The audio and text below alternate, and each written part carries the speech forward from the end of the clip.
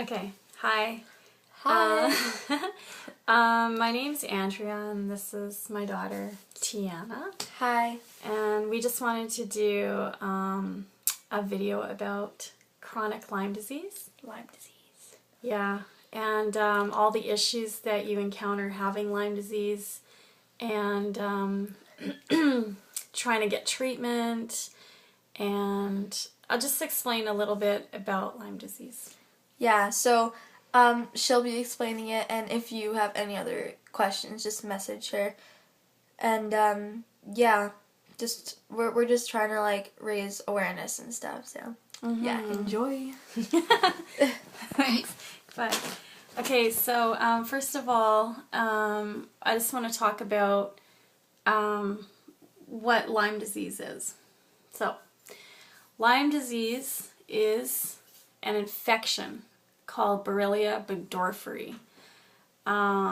It is caused from a tick bite that you get, and unfortunately you have a lot of you get a lot of infections with that. You can get co-infections as well. So I have, the Lyme disease, Borrelia burgdorferi plus Bartonella co-infection and babesiosis, and there's a whole bunch of other ones like mycoplasma and different kinds. Anyway, so Lyme disease is when you get bit by a tick and it infects your entire body. So this is, everything from your organs to your bloodstream, to your brain. There's neural Lyme. It affects your joints and your muscles. It affects your nervous system. You have neurological issues, blood issues, organ issues, motor skills issues. The list goes on and on. So unfortunately for me, I got the whole package. I got a classic case of chronic Lyme disease. So when I was bitten, that tick that bit me had a few co-infections and Lyme disease. And so I got hit originally with severe fatigue, and I had gone to bed beginning of October 2008, and I went to bed and I just could not get up at all.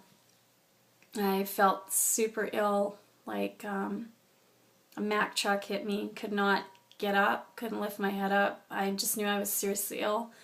I had no idea what hit me. I went to the doctors, and when we went there, he said, "Oh, you're a full-time single mom and you're busy with your daughter and you're working a lot and maybe you need to cut down your hours." And I did this, and I cut them down again, and I cut them down again until I wasn't working, and still, I could hardly walk, I could hardly breathe. The pain in my shoulder blades was really bad up my neck, and I had a really stiff neck and severe weakness, severe fatigue. From there, it kind of went on to my reproductive system. So I started having issues with my ovaries and a lot of cysts in my ovaries, to the point where there was so much scar tissue and such a big cyst that we didn't know if it was cancer or not. So I had to have an operation, and fortunately my gynecologist saved my right ovary, so that was good. From there, it hit my bloodstream, and it gave me severe iron anemia, to the point where I had to have iron infusions for a year, and in the hospital, the Richmond General Hospital. And also it took some vitamin D and I think some calcium. And from there it went into all my muscles, causing muscle weakness, muscle fatigue, muscle spasms, hit my nervous system and caused seizures and tremors, and then it hit my brain and caused some memory loss, confusion, and of course the seizures, but also numbness and tingling, and I couldn't feel parts of my body at times, and kind of went into it was like a 4-hour coma state at some points. I think it happened on 4 occasions where I just couldn't respond or do anything for 4 hours. I couldn't speak or anything, which is different than when I had the seizures, because when I had my seizures I could in and out of consciousness speak, but in these episodes I couldn't do anything. So then I had so many rashes on my body, and I was getting every kind of infection you could imagine because I had a low immune system. It started hitting my eyes. There'd be times where my eyes would just completely close. I couldn't even hold them open. They were so heavy. And then I started having blurred vision and eye problems, mostly in my right eye actually, and hearing problems. And then I started having a lot of sinusitis and throat problems and throat infections and strep throat, and then I had dental issues. I had a shock, went to the dentist one time to get cavity, and when he gave me the epinephrine I had a toxic shock reaction which lasted a few hours. That was really bad. And God, and then I started developing this really bad rash all over my face. You can see it a little bit right now. But it was really red and really bad, like all over. So I had to go to a dermatologist, and then I was at a gynecologist, and I was at a neurologist and a rheumatologist, and an endocrinologist, and tons of specialists, tons of doctors, and they kept saying, "Oh, we don't know what you have." They first thought I had cancer because I was having a lot of stomach pains and ulcers in my stomach, and they thought I had stomach cancer, bowel cancer, bladder cancer, cancer of the blood, cancer of the brain, brain tumor. Maybe they thought maybe it was pushing, and I was having eye problems. I had a lot of headaches, severe migraines, in and out of hospital over 50 times in the last couple of years, where I felt I was having a heart attack or I couldn't breathe. My liver, I was having liver problems, I was having kidney problems, heart problems, lung problems. I developed a severe case of, not a severe case, sorry, I developed a case of chronic bronchial asthma, and then I found out I had a severe case of food allergies, and I had to go to an allergist and immunologist, and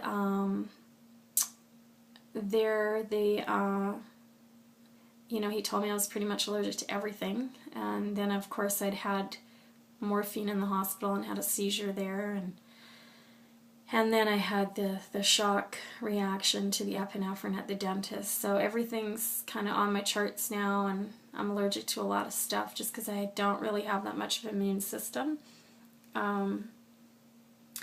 And so from there, I've been sick, 5 years, almost 5 years actually. Actually, now it's 5 years, October, but I got diagnosed clinically June 17th, 2013, and I fell chronically ill October 1st, 2008.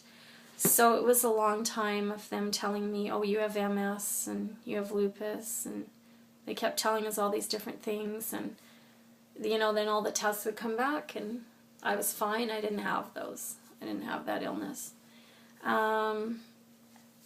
So they just kept saying, "Oh, we don't know what you have. you're a mystery illness, you're the $5 million woman, you know, made light of it or made jokes of it. But I wanted to know what was going on, me and my daughter, and I had heard about Lyme disease probably 3.5 years in, when a doctor came in the emergency room and said, "Have you ever been checked for Lyme?" I didn't even know what it was, so we came home and researched it, and I had all the symptoms, and I thought, maybe this is what I have, because, you know, me and my daughter looked it over, and my daughter goes, "Yeah, I think, you know, looks like you have that. I mean, you have all the symptoms." I'm like, "Yeah, I know."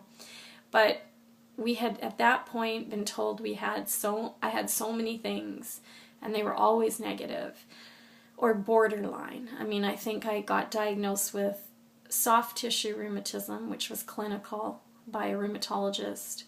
At the MS clinic, they diagnosed me with chronic fatigue syndrome, which was clinical, and also Lyme disease, which is clinical. So, well, I also did get blood tests done in the States, and they came back positive too. But so at that point, we kind of held on to the Lyme, and we were going back to the doctors, and we were mentioning, "Oh, I think I have Lyme disease," and they're like, "Oh no, Lyme disease does not exist in Canada, chronic Lyme, you know, because you've been sick so long. And, you know, did you go camping in Connecticut?" And we're like, "No." "Did you get a huge rash, you know, the size of an orange?" No. Do you remember getting bit by a tick, like seeing a tick on you, biting you?" No. So, no, you definitely don't have Lyme. You know, just one doctor yelled at me and my daughter in the hospital when I was in, actually, they thought I was having a heart attack. I thought I was having a heart attack. My daughter thought that. I was having a lot of heart problems, and he ended up yelling at us because he wanted us to drop it, and he actually used those words, you know, "You need to drop the Lyme." And his face was really red, and he was getting really irate, and he walked out of the room.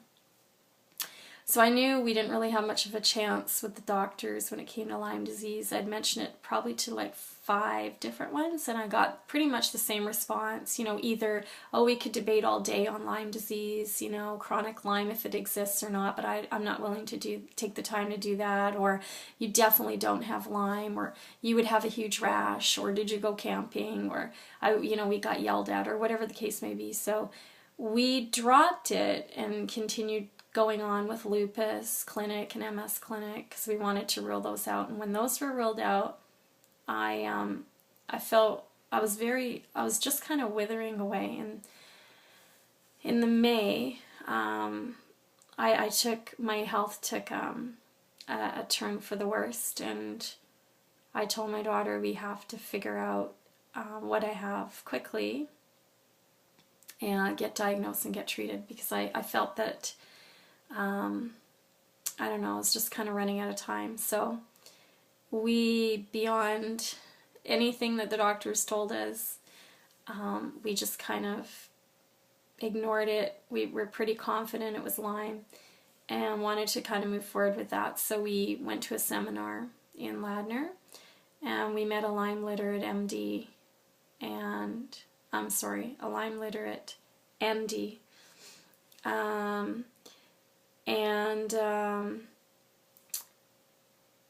Or MD, you know what, I can't remember, sorry.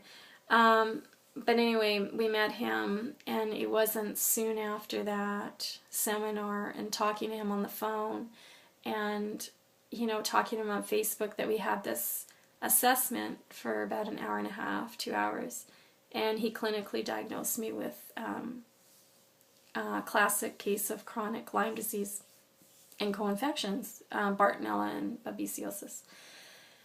So we were really happy to have a diagnosis, and so quickly after I knew things were not going well. We knew that, and we were excited about that, and then we just thought, well, we'll go to this, you know, get our blood tested. And you know, in Canada, you have to get an ELISA test, and ELISA has to be positive in order to get a Western blot. So the testing in Canada is not very good, and it's very rare that someone in Canada will get a positive ELISA and move on to the Western blot. So of course my ELISA was negative. So we decided to pay for it through Hygienics Labs in California, which was close to $1,000 anyways. So we did pay for that, and they have better testing there. Lyme disease is way more recognized in the States than Canada.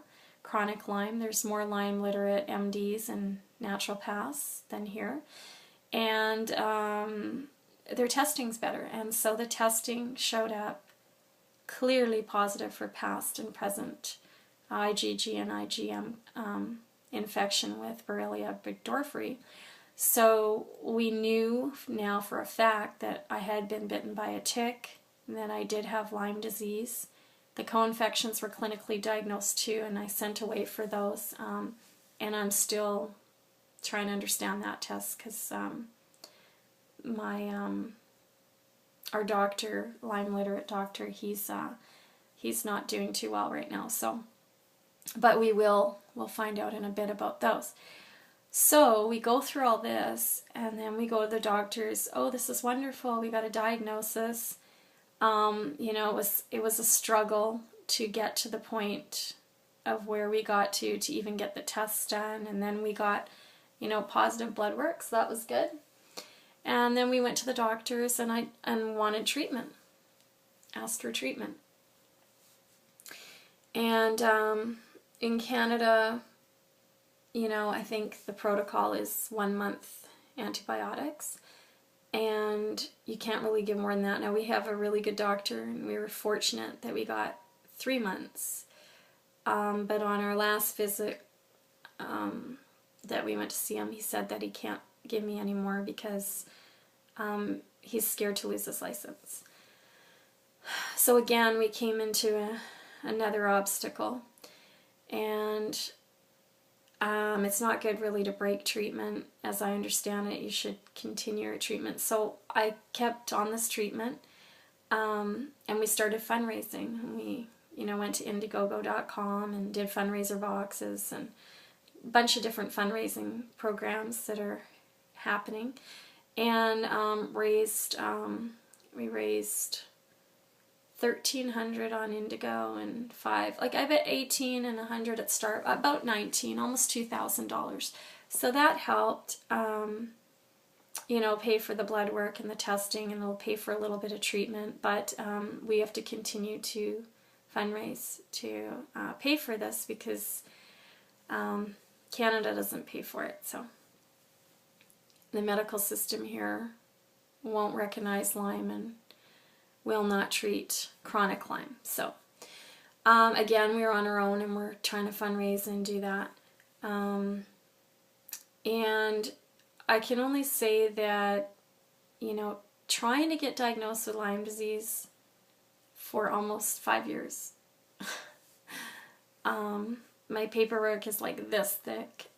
Everyone at the hospital practically knows us now.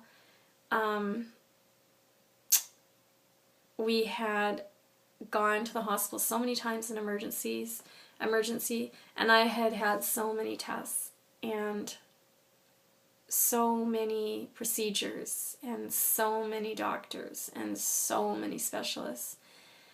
And it just, you know, it looks like you have heart issues, myocardial ischemia. You know, this is by a heart specialist. And when I actually did the MEB test and the stress test and all the proper testing, I passed, you know. It looks like you have some kind of lung disease, and then I'd see the lung specialist and I'd pass. And it looks like you have cancer, it looks like you have MS, but then I would pass. But it was mimicking, you know, I have MS symptoms, you know, dropping things and tripping and losing balance and falling, and a lot of neurological issues, numbness, and oh man, so many different rashes. And regarding, you know, it imitating, I think Lyme disease can imitate up to 380, it mimics 380 different illnesses. And so it was hard because it would be on, you know, a kidney issue, and then we'd go to further that kidney issue, and then my kidneys would be completely fine.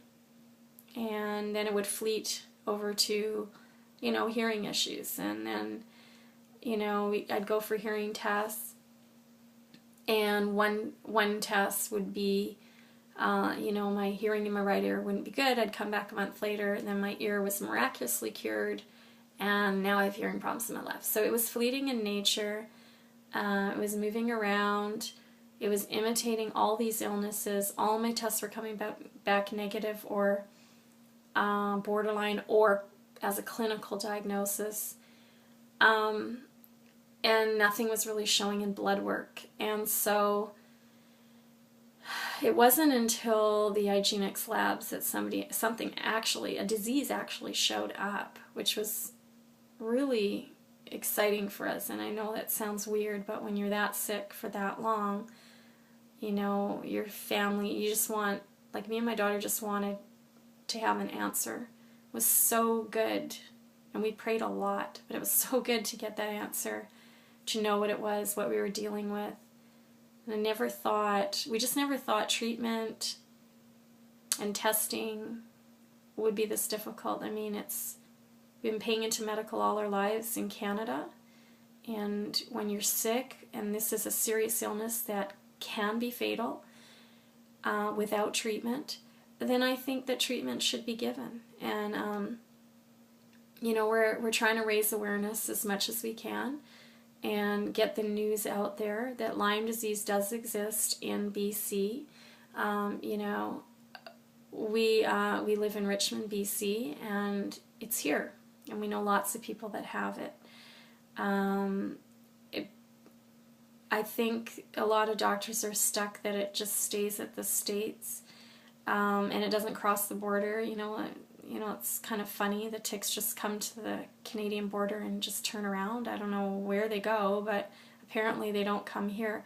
But I think that's a joke all the Lyme families have with other Lyme families. But anyway, with each other. But in reality, global warming is taking effect, and these ticks can live longer. And Canada is getting hotter, which makes them a lot more comfortable and live longer and reproduce more. And so Lyme disease is out there, chronic Lyme disease, and it is not, you know, just like a small time problem or disease. It's an actual infection, and it's chronic. And the only way I can describe it, I guess, is, you know, when you go, if anyone's had a sinus infection, you know, they keep saying, why do you need more and more antibiotics? But if you go and you have a sinus infection, you go to the doctor will give you 3 weeks of antibiotics. You take the 3 weeks, and you might not have got rid of all the infection because it had maybe gone on a little long, so you'll need a second dose for that. Mine had gone on for 5 years, so if you can imagine an infection just burrowing around your body. And Lyme disease is it's a spirochete, so it twists like a corkscrew, so it twists into your tissues and your muscles and your nervous system, and it likes to live in really moist areas, especially like your brain and your heart. And what happens is it can go in spirochete, and it can go in cyst form, and that's where they kind of go in a bunch and form a cyst, and they can hide in there for a while. Sometimes when you're taking antibiotics, they'll hide like that. And the minute that you take a break, it's called pulse therapy, which I've been on for almost 3 months. So, you know, you're hitting them unexpectedly. And when I would go back on the antibiotics, in those couple days that I was off, they would feel safe again, and they would spirochete back out, and then I'd take the other antibiotic that hit the spirochete, and then the one that would hit the cysts. And also, there's a biofilm around them. And without breaking through that biofilm, it's very hard for the immune system to see anything. Like, they're blocking the immune system because the biofilm covers, and if you can get through the biofilm and open it up, the immune system would see the cells, dead cells, or the spirochete bacteria there and remove them or attack them. So, it would give your body or your immune system a chance to actually see them and deal with them appropriately. But because they're blocked and they've got the biofilm, which is just kind of a layer of slime protecting the bacteria, the immune system, the body, they can't see it. So they can't really fight that. And so a lot gets stuck in the biofilm. That's why it's important to have a drug that hits not just the spirochete and the cyst form, but also the biofilm. So, moving on to rashes. I had rashes all over my body, all different kinds of rashes, streaky rashes, dotted rashes, red rashes. You can see a little bit right now. And everyone asked, did you have the bullseye rash? I had a small rash that probably only about the size of, I guess maybe a plum, maybe not, a small plum on the inside of my leg. And first of all, ticks, you can brush up and you can brush against a bush and they can come on you, but also they draw to moisture. So they draw to the oxygen in your mouth. And, everybody has to breathe. So when you're breathing and they can feel that moisture, they're drawn to you. They usually hit you in very moist areas, like the nape of your neck, your head, the inside of your thighs, underarms, groin, stuff like that, behind your ears. So mine was on the inside of my leg, and I got it after I felt sick, actually. Like, I was sick in the beginning of October 2008. I didn't get the rash till a while later, and so it's not as cut and dry when the doctors say, oh, okay, well, you're ill, if you have a rash, let's look at it, see if it's a bullseye, and it should be this big and all that. You should see the tick. It's not that order at all, actually. It's different for everyone, and for me, I didn't see the rash till after, and you don't feel the tick bite because they have some kind of, I don't know what it is, but they inject it into you so that it numbs the area before they embed their head in there. And they can be as small as the poppy seed, so you're not going to see them, and I believe they only have to feed for up to 72 hours and then drop off. So it's not like, you've got this thing on you for months or anything.